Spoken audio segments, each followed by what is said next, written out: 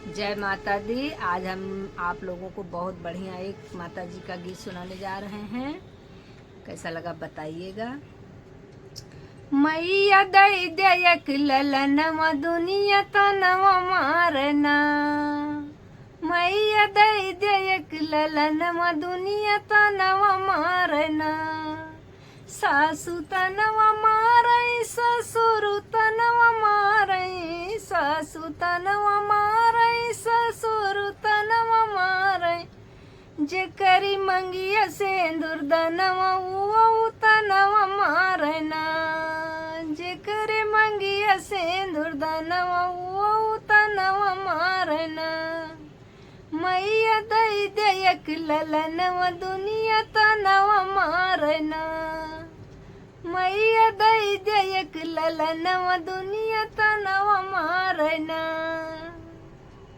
जेठ तनवा मारई जेठानी तनवा मारई, जेठ तनवा मारई जेठानी तनवा मारई। जेकर जियर कई दुलरिया ऊ तनवा मारना, जेकर जियर कई दुलरिया ऊ तनवा मारना। मैया दई दयक ललनवा दुनिया तनवा मारना, मैया दई दयक ललनवा दुनिया तनवा मारना। देवर तनवा मारई देवरानी तनवा मारई, देवर तनवा मारई देवरानी तनवा मारई। जेकरी मंगिया सेंदूर दनवा ऊ तनवा मारना, जेकरी मंगिया सेंदूर दनवा ऊ तनवा मारना। मैया दई दयक ललनवा दुनिया तनवा मारना। ननंद तनवा मारई ननंदोई तनवा मारई, ननंद तनवा मारई ननंदोई तनवा मारई।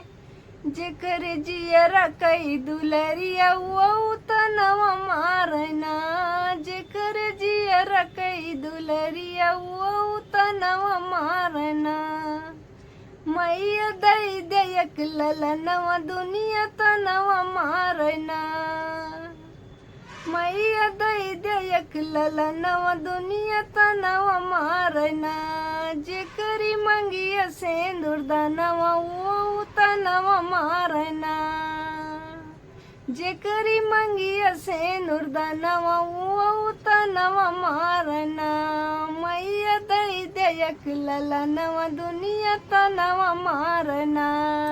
जय माता दी।